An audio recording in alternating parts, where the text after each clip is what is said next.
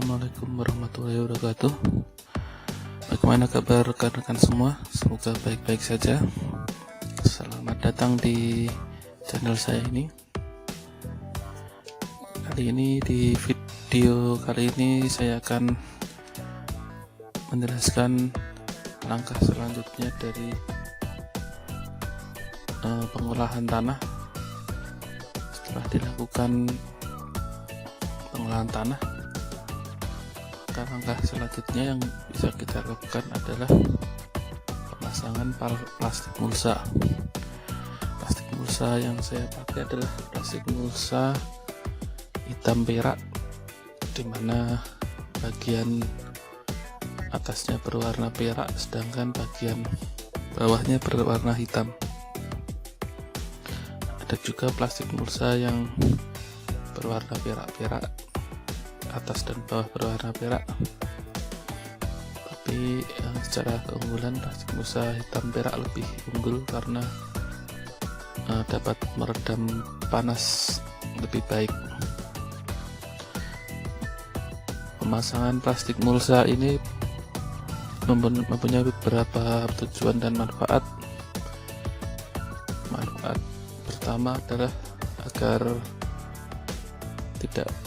pada gulutan tidak ditumbuhin gulma dan rumput, sehingga tanaman utama kita akan lebih terjaga, dia tidak saling berebut makanan dengan gulma dan rumput, dan juga ketika lebih bersih dari gulma dan rumput, hama dan penyakit juga akan lebih mudah terkontrol. Yang kedua adalah menjaga kelembapan dari gulutan tersebut, apalagi di saat musim kemarau. Apabila terkena sinar matahari terus-menerus, maka kadar kelembapan air di dalam gulutan akan cepat kering bila tidak ada plastik mulsa yang melindungi gulutan tersebut. Yang ketiga adalah untuk membantu proses fotosintesis. Hal ini ketika pohon atau mungkin tanaman sudah rimbun, maka pantulan dari sinar matahari ke plastik mulsa ini dapat membantu untuk menyempurnakan proses fotosintesis, sehingga tumbuhan akan mudah atau lebih sempurna dalam melakukan fotosintesis, apalagi ketika di cuaca mendung atau musim hujan, di mana intensitas sinar matahari berkurang. Yang keempat adalah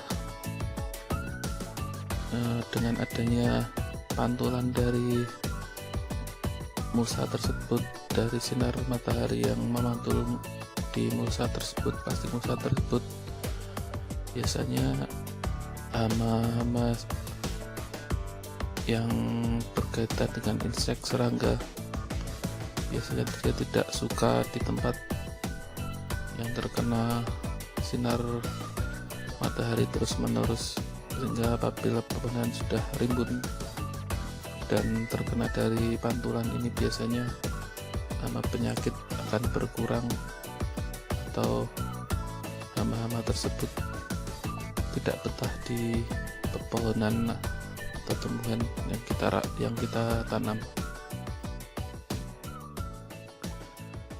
Pemasangan plastik mulsa ini juga dapat melindungi dari erosi atau hanyutnya tanah ketika hujan deras. Jadi ketika gulutan terlindungi, maka ketika hujan deras tanah tidak mudah hanyut ataupun gulutan menjadi rusak.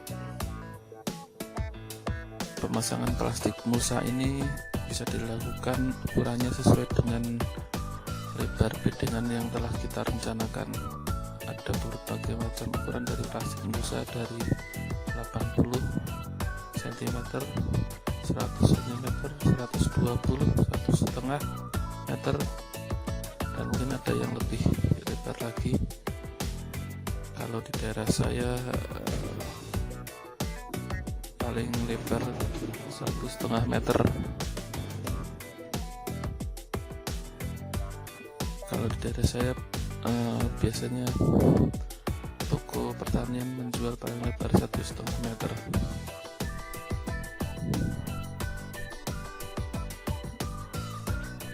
Ada berbagai macam teknik untuk memasang plastik mulsa ini. Di daerah saya biasanya menggunakan bambu yang telah dipotong kecil-kecil sebagai alat untuk menarik dan memancang di tanah.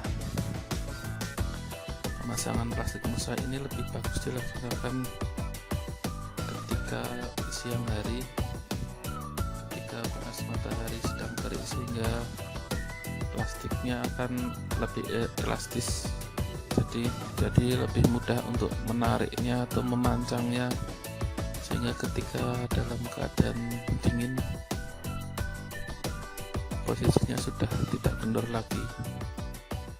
Biasanya kalau pemasangannya dilakukan pada sore hari atau pagi hari, atau mungkin pada saat hujan, pada keadaan teduh, ketika plastik-plastik ini dipancangkan dan sudah terpasang, ketika nantinya sinar matahari panas, maka akan menjadi longgar, dan kadang ketika kena angin akan mudah terbuka atau mudah sobek. Nantinya setelah plastik mulsa ini terpasang, maka akan kita buat lubang-lubang sebagai lubang tanam untuk tiap-tiap gelutan, sedangkan lubang-lubang akan diberi jarak sesuai dengan rencana kita untuk menanam. Jarak lubang tergantung apa yang akan kita tanam. Apabila kita juga akan melakukan tumbang sari, maka lubang juga akan lebih banyak kita berikan di plastik mulsa tersebut. Demikian penjelasan singkat saya mengenai pemasangan plastik mulsa di lahan cabai yang saya miliki ini. Semoga bermanfaat. Assalamualaikum warahmatullahi wabarakatuh.